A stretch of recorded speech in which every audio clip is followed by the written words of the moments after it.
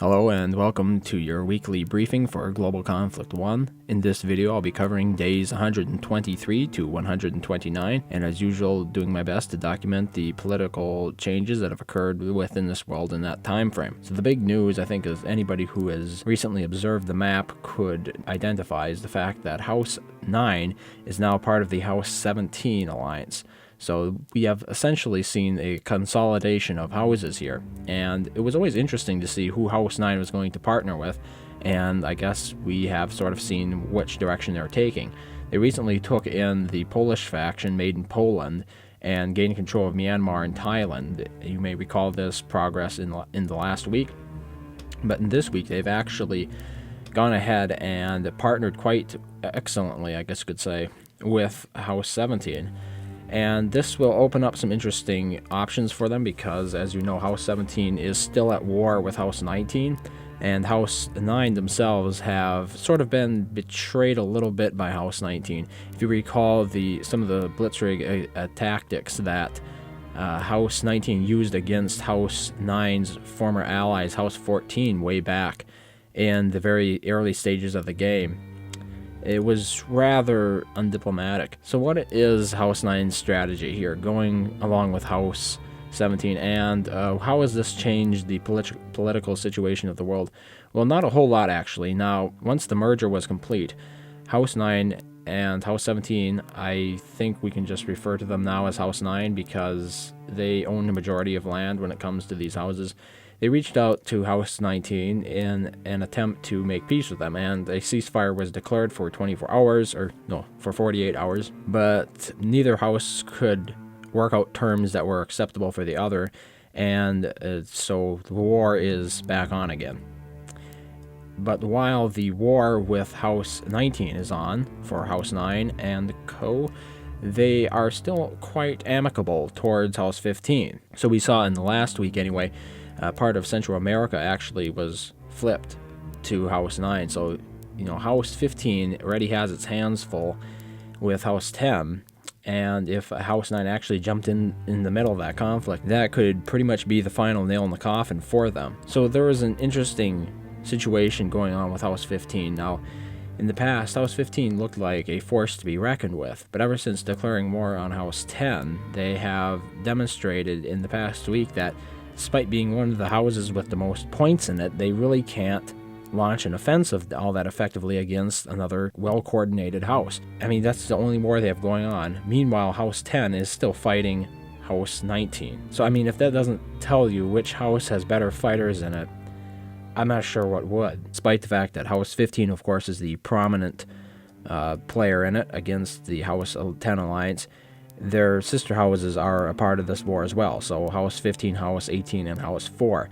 Now, House 10 is focusing mainly on countering House 15, in addition to their skirmish with House 19, but House 11 is actually focusing more on House 4 over here in the Middle East, and they have quite successfully taken a couple of these Middle Eastern countries from the House 15 alliance. Oh yeah, so if you want to really know why House 11 has done so well in taking over the Middle East, it is due to a good deal of help from Dave 1, I'd imagine. His faction is now part of House 11.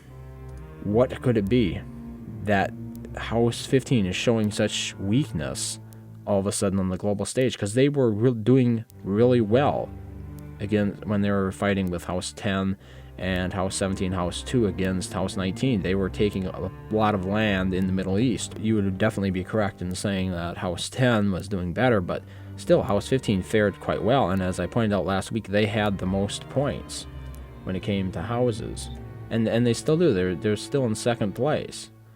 They're only being put out by the Rams a little bit, just by a couple hundred points. It's not that much. I'm just going to cover the various country changes.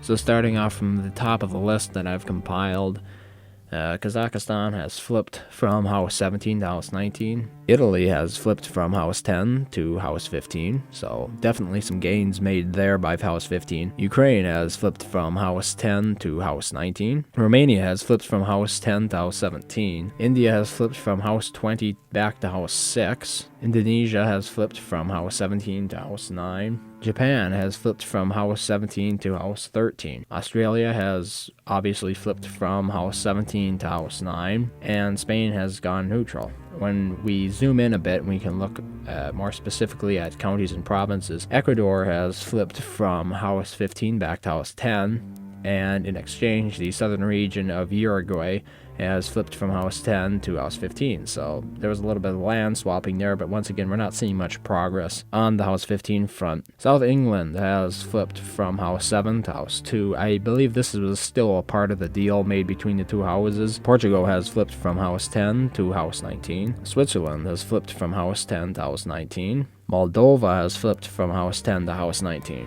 Western Russia has flipped from House 19 to House 9.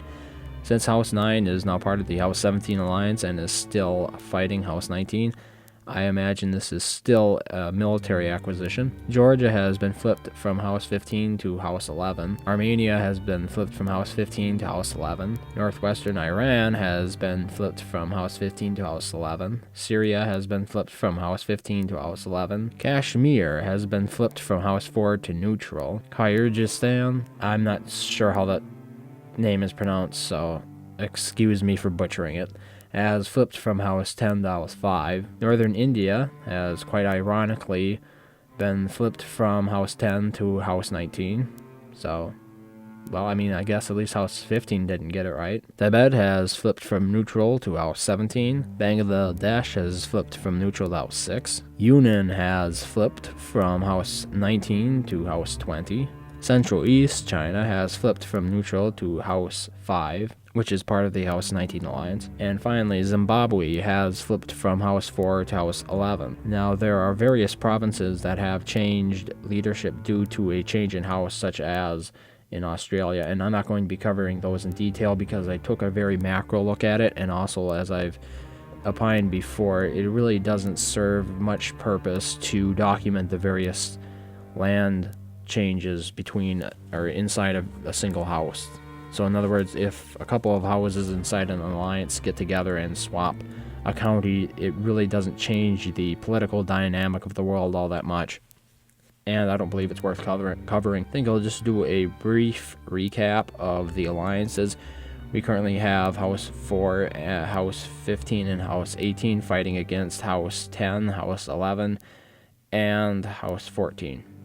And House 10, 11, and 14 are fighting against the 15 Alliance and the House 19 Alliance, which is comprised of House 19, House 5, House 8, and House 13.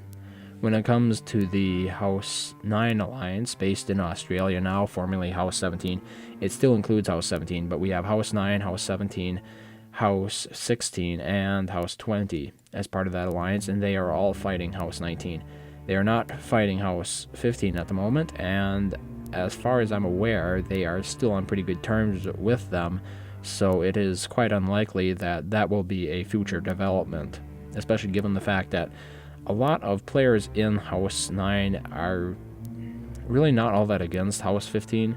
They have a former and rather poor history with House 10, though, so it would, if they did join a war, I don't think it would be on House 10's side, but what do I know? Political alliances can change at the drop of a hat. There is really no telling what players can do, and that was always one of the more aggravating aspects of the game that I felt, is the way that the politicians can essentially screw over the actual fighters. So you dedicate a lot of time and effort into fighting a sworn enemy, and the next weekend after a House Generals meeting, or after a meeting of House Generals, they're your allies. And it just doesn't seem... I mean, that's what happens in the real world, though, too. I think it pretty much covers everything that I had worth saying. As always, thank you very much for watching. And I hope to see you next week. Stronghold Kingdoms. What will you fight for? Play now for free.